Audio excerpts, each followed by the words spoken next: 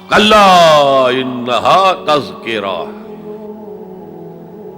یہ لفظ بہت اہم ہے. تذکرہ، ذکرہ، تذکیر، فذکر بالقرآن، کیا معنی ہے اس کے؟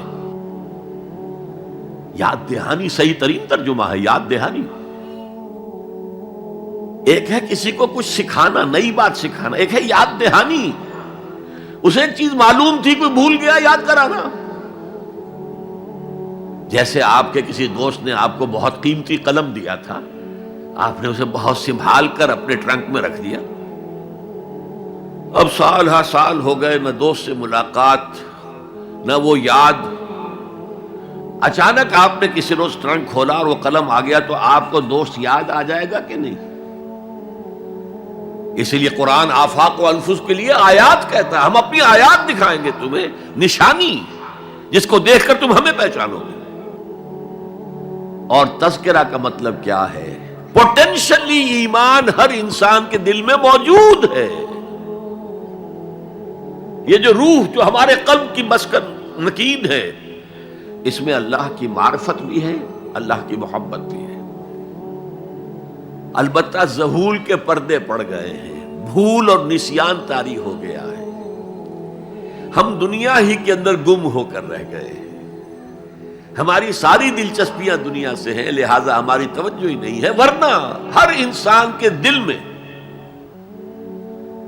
یہ جو یہاں ہندوستان میں کہتے ہیں آتما اور پرماتما، آتما اور پرماتما کا تو تعلق بہت گہرا ہے. ابتدا میں بنا دی گئی تھی ارواح، جب ہم سب کے سب تمام انسان آدم سے لے کر اور تا قیامت جو انسان آئے گا دنیا میں، ان سب کی ارواح پیدا کر دی گئی.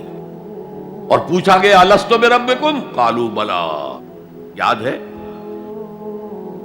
لہذا یہ تذکرہ ہے، یہ یاد دہانی ہے، تمہارے اندر موجود ہے. اللہ کی معرفت بھی موجود ہے، اللہ کی محبت بھی موجود ہے.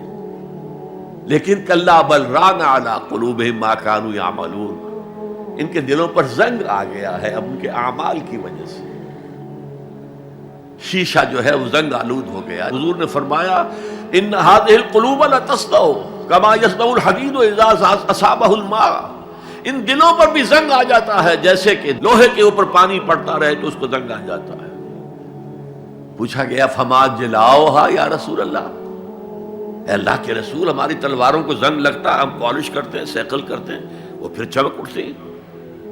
تو دل پر اگر زنگ آ جائے تو اس کا علاج کیا ہے؟ دو چیزیں فرمائی، کثرت و ذکر الموت و تلاوت القرآن. دو کام کرو کثرت سے، موت کو یاد رکھو، یہاں رہنا نہیں ہے، جانا ہے. یہ ہمارا گھر نہیں ہے، یہ ہماری منزل نہیں ہے. ہمارا اصل گھر جو حضور نے فرمایا انما الدنیا خلقت لکم وانتم خلقتم للآخرہ، یہ دنیا تمہارے لیے بنائی گئی، تم آخرت کے لیے بنائے گئے ہو. اسی لیے حضور نے فرمایا کن فی الدنیا کانک غریب وعابر السبیل،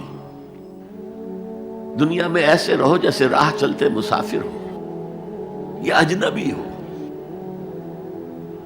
اپنے بارے میں فرمایا مالی ولی دنیا، مجھے تمہاری دنیا سے کیا سروکار، انما مثلی کراکب استظل تحت شجرۃ ثم راح فترکها، میری مثال اس مسافر کی سی ہے جو ذرا سستانے کے لیے کسی درخت کے سائے میں بیٹھتا ہے تھوڑی دیر. وہ اس کا گھر تو نہیں ہے، اس کی منزل نہیں ہے، پھر وہ اس کو چھوڑتا ہے، اپنا راستہ لیتا ہے. یہ اگر ہمارا تصور قائم ہو جائے، کلا انہا تذکرہ. اب اس کے بعد جو الفاظ آئے فی صحف مکرمۃ مرفوعۃ مطہرۃ بایدی سفرۃ کرام بررہ، یہ جو قرآن ہے، جو تذکرہ ہے، یہ بڑے ہی انتہائی پاکیزہ صحیفوں میں ہے. فی صحف مکرمۃ، بڑے باعزت، مرفوعۃ مطہرۃ، مرفوع بلند اور انتہائی پاک. بے ایدی سفرۃ، یہ کن کے ہاتھوں میں ہے؟ لکھنے والے وہ فرشتے. بے ایدی سفرۃ کرام بررہ، جو نہایت باعزت ہے، بہت وفادار ہے اللہ کے. یعنی اصل قرآن کہاں ہے؟ لوح محفوظ میں ہے. اصل قرآن کہاں ہے؟ ابھی اگلی جو پڑھیں گے ہم، کتاب مکنون، چھپی ہوئی کتاب کے اندر ہے. اصل قرآن کہاں ہے؟ وَإِنَّهَا لَفِي أُمِّ الْكِتَابِ لَدَيْنَا لَعَلِيٌّ عَظِيمٌ. یہ تو اس ام الکتاب میں جو ہمارے پاس ہے، بہت بلند ہے اور بہت عظمت والا ہے. ہمارے ساتھ جڑے رہنے کے لیے ہمارا چینل سبسکرائب کریں.